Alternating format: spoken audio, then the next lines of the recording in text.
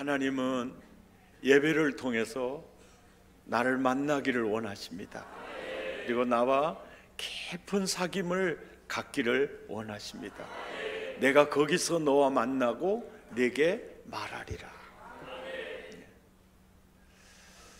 그런데 그 예배가 병든 예배라면 주님과 사귐이 이루어질 수 없겠죠. 그리고 내 인생에게 있어서 원수의 목전에서 진수성찬이 될 수 없겠죠. 오늘은 이사야 선지자가 활동하던 그 시절에 이스라엘 백성들의 예배가 얼마나 병들었는가, 그 부분을 살펴보면서 오늘의 나는 어떤가 돌아보는 기회가 되었으면 좋겠습니다. 오늘 본문 11절에 함께 읽죠. 시작. 여호와께서 말씀하시되 너희의 무수한 재물이 내게 무엇이 유익하뇨? 무엇이 유익하뇨? 하나님에게도 유익하지 않고 예배드리는 예배자에게도 유익하지 않고 그리고 기뻐하지 아니하노라. 12절에 보니까 시작. 너희가 내 앞에 보이러 오니 이것을 누가 너희에게 요구하였느냐? 내 마당만 밟을 뿐이니라. 분명히 예배자로서 예배 자리에 앉아 있는데 그것은 공간만 차지하는 거다. 중심이 없다는 거죠. 우리의 생각이 출장 나가 있거나 아니면 헛생각에 빠져 있거나,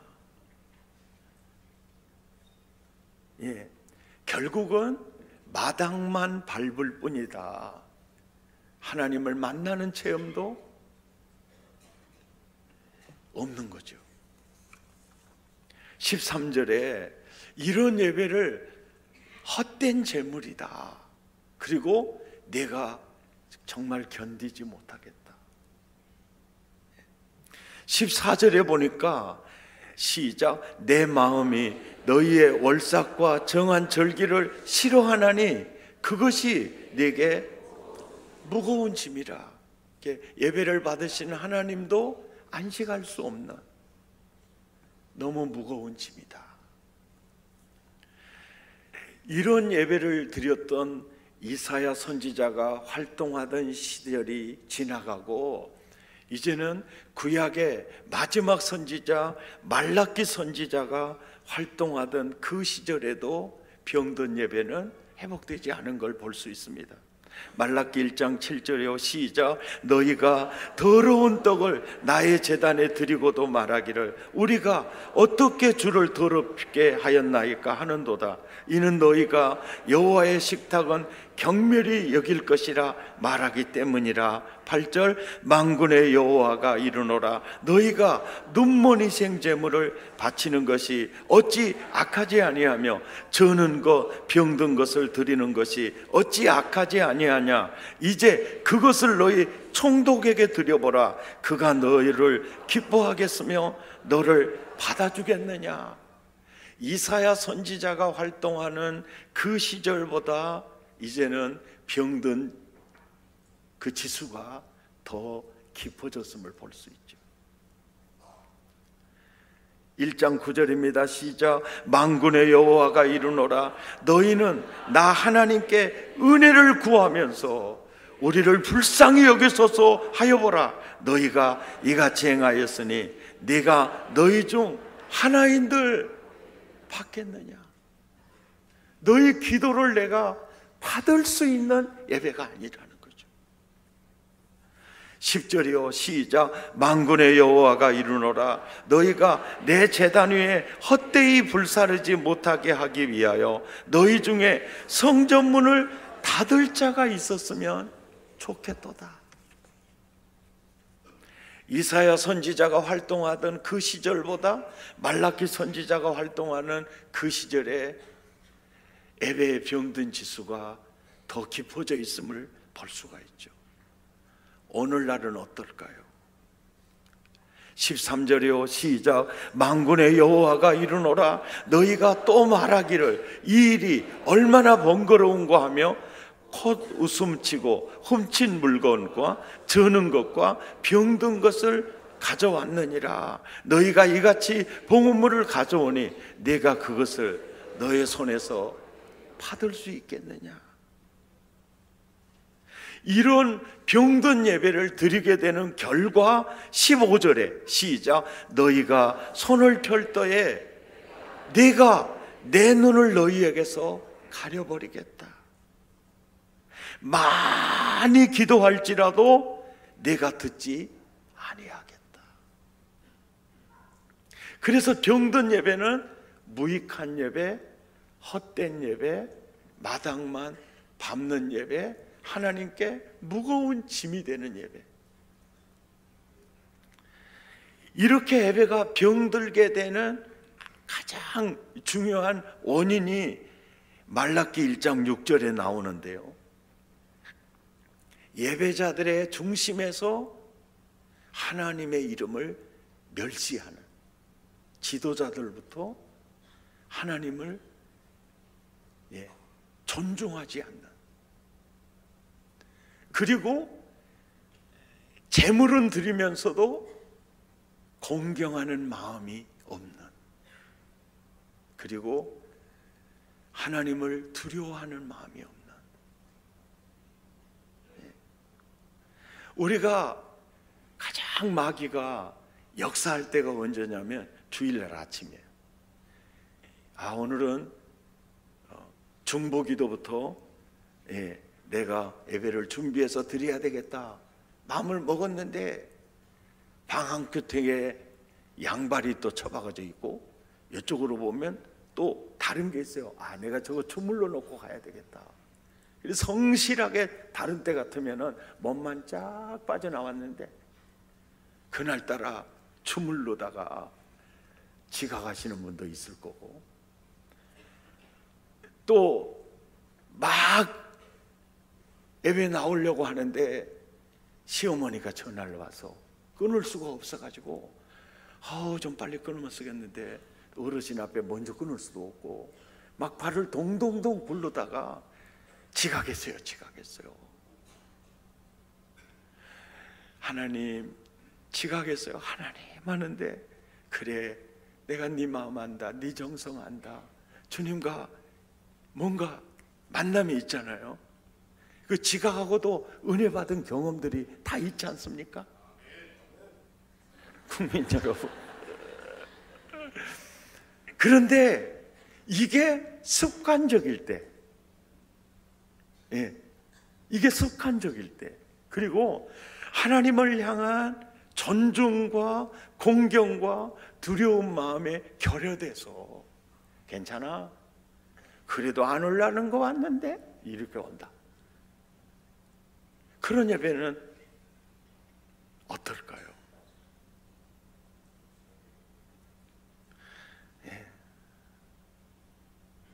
그리고 우리가 이렇게 대화를 할 때요, 진짜 어려운 분과 대화를 하면 카톡 해도 받아요, 안 받아요? 정말 어려운 분과 대화할 때 문자가 삐걱 와도 안 받아요. 그러죠? 그리고 그 조금 덜 어려우면 죄송합니다, 제가 급한 일이 있어가지고요, 제가 문자 확인해도 되겠습니까? 여쭤보고 확인을 하죠. 그런데 집에서 아내가 남편에게 심각한 얘기를 하고 있는데 계속 오지도 않은 카톡 확인하고 있고 문자 확인하고 있고, 그러잖아요. 그리고 또 전화도 안 왔는데 또 인터넷 검색하고 있고, 그러면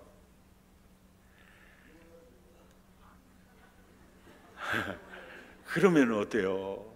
열받는 거죠. 그러면 딱 끊고 너나 잘 살아라 그러고 다른 데를 가볼 수도 있잖아요. 그래가지고 나올 수도 있잖아요. 그러니까 우리가 진짜 하나님 존중하는 마음, 공경하는 마음, 두려워하는 마음이 있으면 찬양하고 기도하고 예배의 자리에 있는데 스마트폰은 나의 목자신이 내게 부족함이 없으리로다, 주의 음성이 여기 있지 않습니까? 이러고 있으면 이건 말도 안 되는 얘기라는 거죠.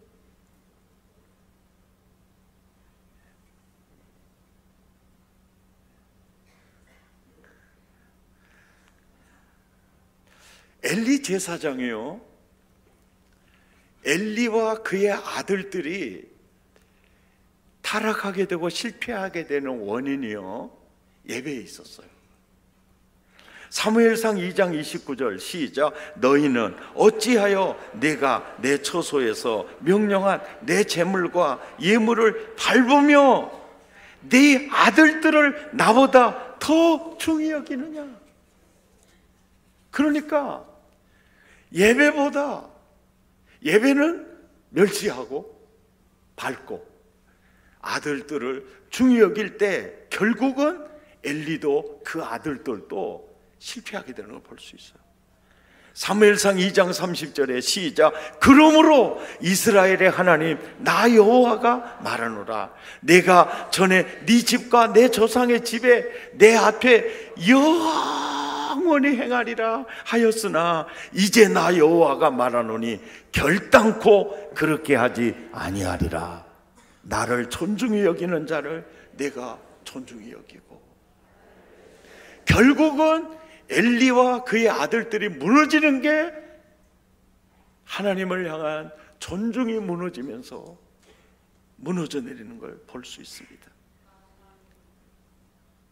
우리가 예배를 주일학교 때부터 예배에 참석했다 그러면 30년, 40년, 50년을 예배를 드리다 보면은 자칫 잘못하면요 매너리즘에 빠질 수 있고요 타성에 젖을 수 있어요. 그래서 진짜 중요한 중심을 잃어버릴 수 있습니다. 그래서 사두개인들과 바리새인들이 마당에 약간 텃밭을 일구어 가지고 채소를 재배해서 그것을 시장에다 팔아 그것에 대한 10의 1조를 드렸어요.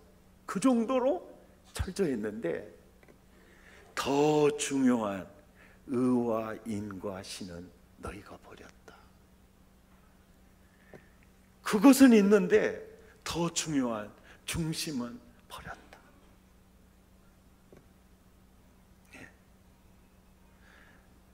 옆 사람 눈을 쳐다보고 집이는 안 그러지?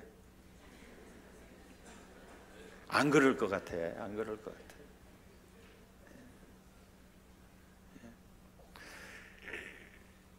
그리고 오늘 본문 16절 17절에 보면은요 예배에 있어서 하나님께 정말 건강한 예배자와 병든 예배자에 대해서 이렇게 얘기를 해요.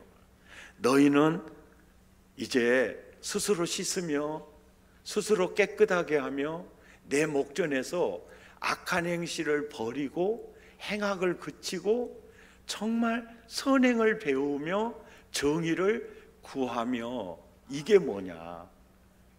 이게 뭐냐? 학대받는 자를 도와주며 고아를 위하여 신원하며 과부를 위하여 변호하라. 과부를 위하여 변호하라. 그러니까 여기에서 아저씨도 안 나오고 아줌마도 안 나오고 어린아이들도 안 나오고 청년들도 안 나오니까 청년들은 학대해도 된다. 왜 웃으세요? 이런 얘기가 아니에요. 우리가 가장 소홀히 여길 수 있는, 우리가 그냥 아무렇게나도 취할 수 있는 그들에 대해서 그들을 무시하거나 그들을 학대하거나, 그것이 바로 씻어야 할 죄다, 이런 얘기죠. 씻어야 할 죄다. 버려야 할 악한 행실이다. 이런 얘기죠. 너무너무 중요한 얘기예요.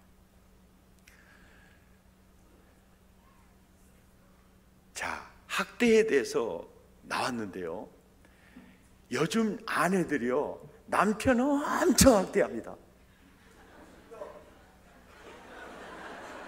진짜.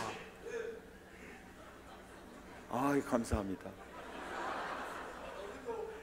아내들이 남편을 엄청 학대하는데 남편들도 아내 엄청 학대한다.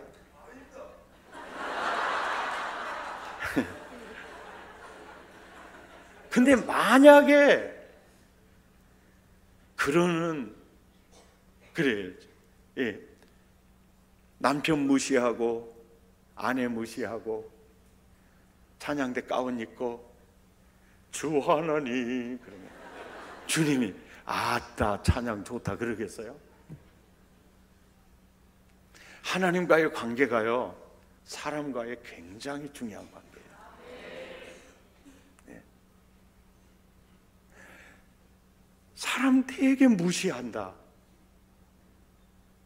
사람 무시하는 건 하나님이 사랑하는 독생자를 주기까지 사랑하는 그 사람을 무시한다? 그게 하나님을 두려워하지 않는, 존중하지 않는, 이게 분리할 수 없는 하나라는 거죠. 네. 은근히 남편 학대하고 아내 학대하고 또 요즘은요 며느리들이 시부모님 학대해요. 또 우리 교인은 아닌데 어떤 시어머님들은 또 은근히 며느리 학대해요. 정말 믿음 좋은 그 권사님 얘기 제 박재일 목사님한테 들었거든요. 근데 그 박재일 목사님 서울 분이잖아요. 서울교회 얘기예요. 아주 그 교회에서 그 정말 믿음 좋다는 그 권사님이요, 여봐 우리 딸이 있잖아, 그 가슴하고는 뭔 복을 그렇게 많이 타고났는데 남편이 아니라 종놈이야. 아침에 일어나서 밥 다 해서 딸에게 바치고 그러고 출근한다. 그 가슴하고는 무슨 복을 그렇게 많이 타고났는가 몰라. 그 말을 듣고 있던 여자 집사님들이 권사님 진짜 대복이네요. 대박 사이네요. 권사님 지난번에 몇 년 전에 아들 여웠는데 며느리는 어때요? 그러니까 안색이 확 바뀌는 거예요. 그 가슴하고는 손끝에 물 한 방울도 안 묻히고 살라고 자빠졌고 눈에 넣어도 아프지 않은 아들 데려다 종놈으로 부리더니 하는데 내가 그래서 그 집 구석에 안 간다는 거예요.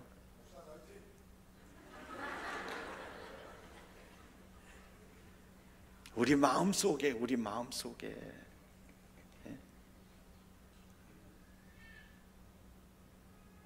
우리 그럴 수 있어요. 사실은요 남편의 마음을 완전히 뒤집어 놓고요 또 아내의 마음을 완전히 찢어 놓고요 부모 무시하고 멸시하고 그 예배 아니라는 거죠. 병든 예배라는 거죠. 우리 사랑의 교인들은 전혀 그런 사람 한 분도 없을 거예요.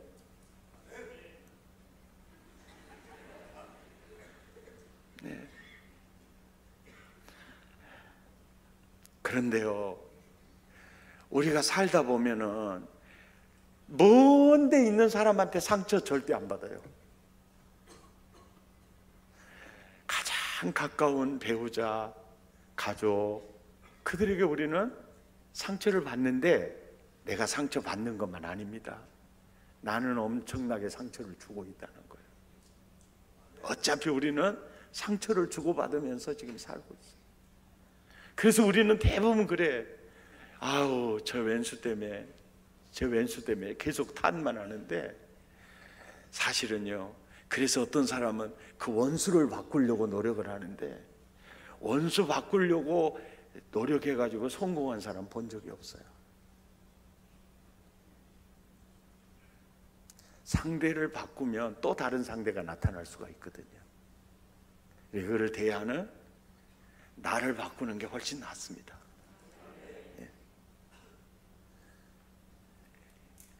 미국의 한 정치인이에요.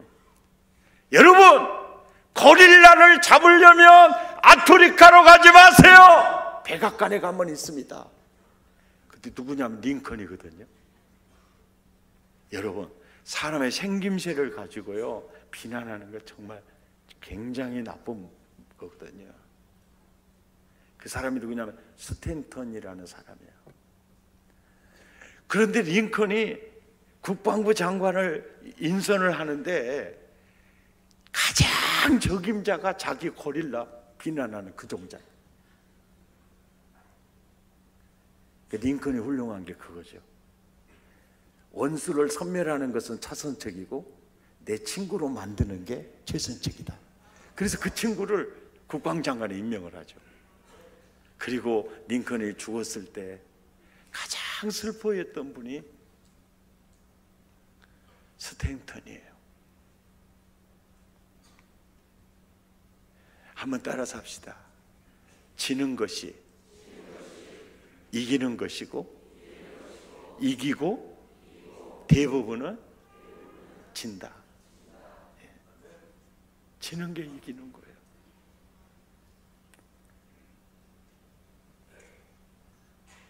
이게 정말 귀중한 거예요. 누구에게도 디딤돌이 되어줘야 되겠다는 그 마음이 참 복된 마음입니다. 따라서 합시다. 손해는 내가 봐야 되겠다. 그러니까 희생과 섬김과 이 삶 자체가 멋진 예배예요. 승리하시기를 축복합니다.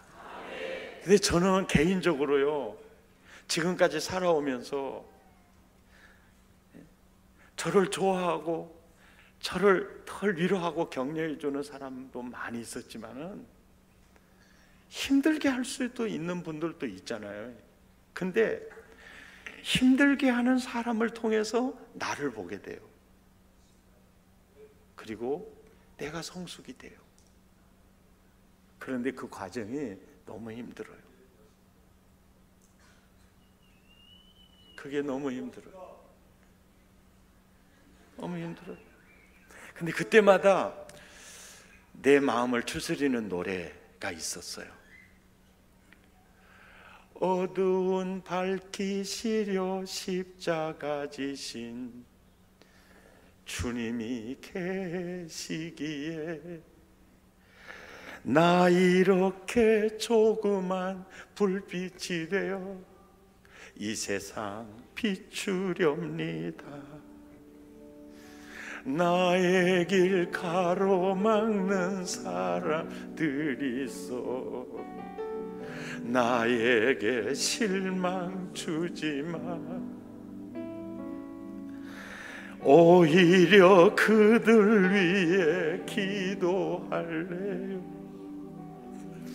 주님이 계시기에 세상의 사랑이 맴나가도 나만은 사랑할래요. 어려운 이웃을 돌아보면서 주님 섬길래요.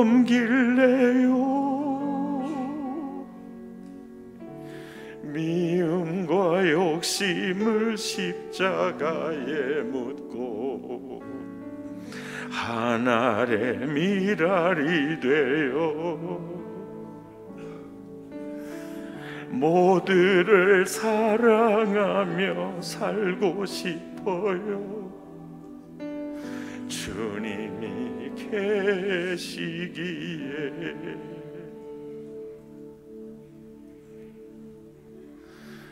사실은 우리 가정에서요, 우리가 남편을 학대할 수 있습니다. 무시하면 사람이 제일 상처받는 학대는요, 은근히 무시하는 거예요. 근데 무시하면 할수록 내 마음이 더 불편합니다.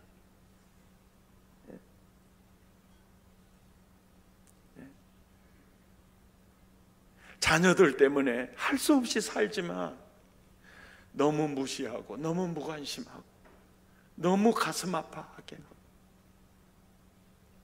근데 하나님은요, 기도하고 찬양하고 예물 드려 그걸 또 보지만은 사실은요, 내가 사랑하는 그 영혼을 네가 어떻게 대했느냐, 지금 그것도 보고 계신 거죠. 네.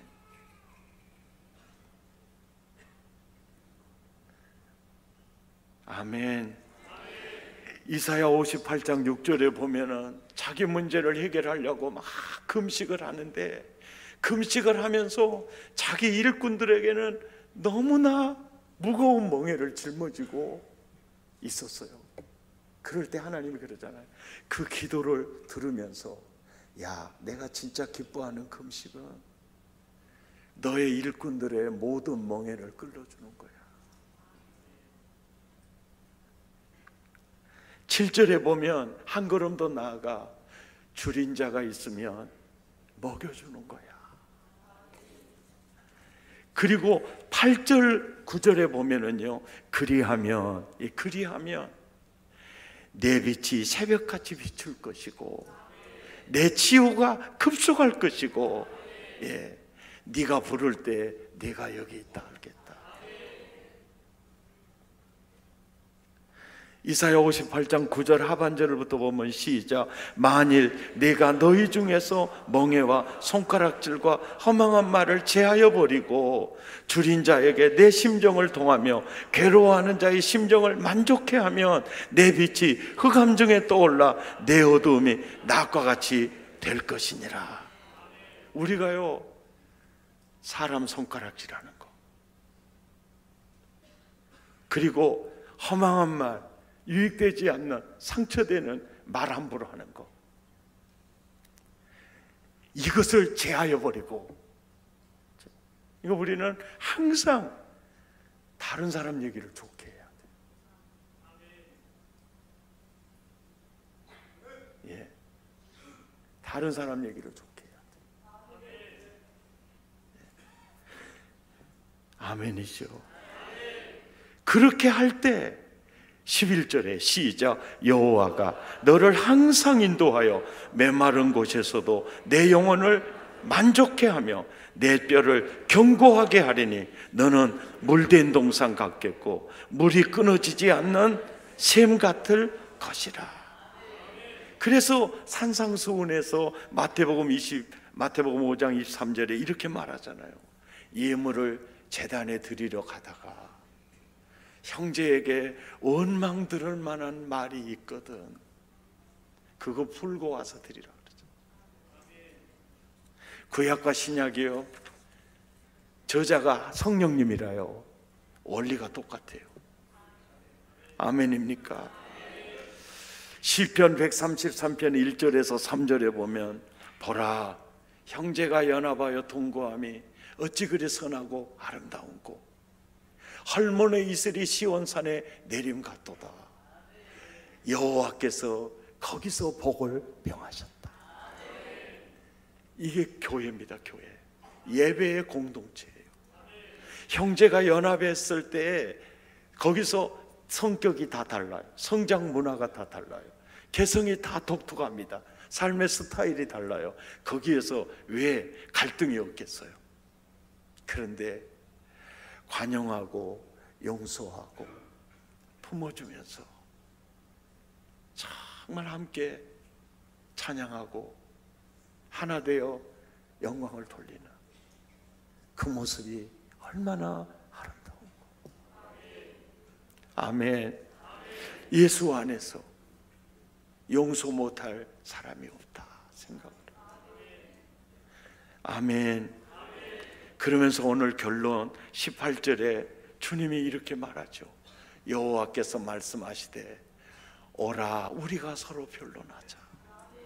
너희 죄가 주홍 같을지라도 눈과 같이 희어질 것이고, 그게 와라. 그리고 내가 회복해 주겠다는 거예요. 용서해 주겠다는 거예요. 너희 죄가 주홍 같을지라도 내가 씻어 주겠다는 거죠. 예배에 초청하는 것을 다시요. 하나님, 내가 병든 예배자였습니다. 내가 병든 예배자였습니다. 내가 마당만 밟는 예배자였습니다. 천부의 의지 없어서 내가 주님 앞에 옵니다. 그 마음으로 함께 결단송 하겠습니다.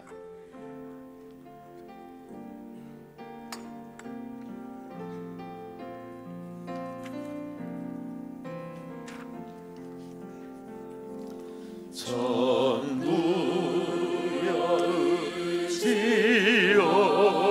의지옵소서 손 들고 옵니다.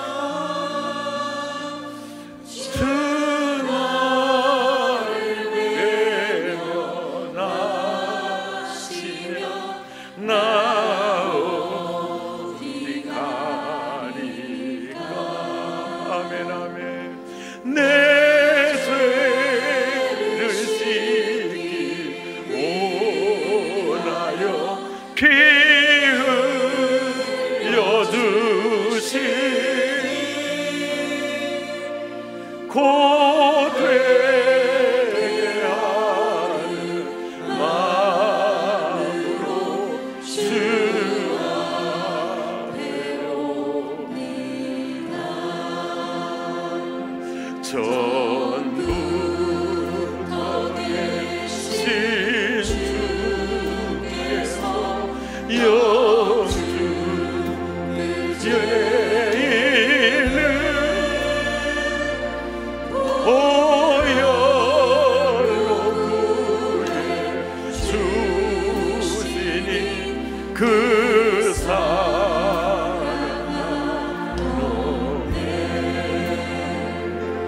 내 죄를 씻기 원하여 피 흘려주신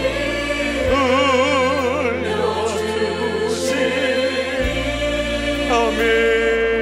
고되게 하는 마음으로 주 앞에 옵니다. 나 예수 의지함으로 나 예수 의지함으로 큰 권능 받아서 주님께 구하 모든 것 늘어겠습니다.